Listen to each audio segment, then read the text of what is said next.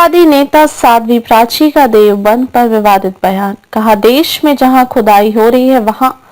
हिंदुवादी नेता साध्वी प्राची ने कहा कि देवबंद में दारुल उलूम और बड़ी मस्जिद की खुदाई कराई जाए तो यहां भी मंदिर निकलेगा, इनका भी सर्वे होना चाहिए। साध्वी प्राची ने कहा कि देश में जहां कहीं भी खुदाई की जा रही है वहां मंदिर निकल रहे हैं। अब समय आ गया है कि हिंदुस्तान के अंदर मंदिर तोड़कर जो मस्जिद बनाई गई थी उन्हें वापस लिया जाए। हिंदुवादी नेता साध्वी प्राची शनिवार को एक निजी कार्यक्रम में शिरकत करने देवबंद पहुंची।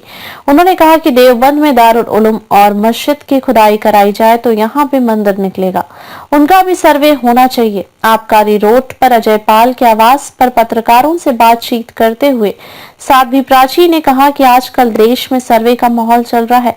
कहा कि अयोध्या हमारी हो चुकी है और अब काशी व मथुरा की बारी है। उन्होंने कहा कि देश में जहां कहीं भी खुदाई की जा रही है वहां मंदिर निकल रहे हैं।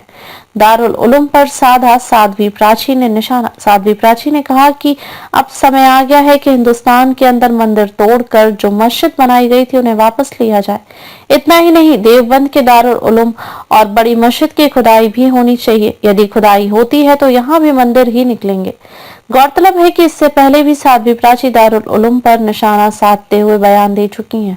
पूजा स्थल संरक्षण कानून के प्रभावी क्रियान्वयन को लेकर जमीयत उलमाए हिंद द्वारा सुप्रीम कोर्ट में दायर की गई याचिका पर 12 दिसंबर को सुनवाई होगी।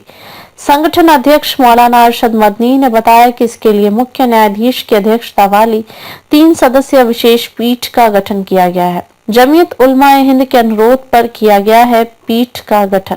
शनिवार को जारी बयान में जमीयत अध्यक्ष मौलाना अरशद मदनी ने सुनवाई की तिथि निर्धारित होने की आशाजनक बताते हुए कहा कि हमें विश्वास है कि न्याय की जीत होगी।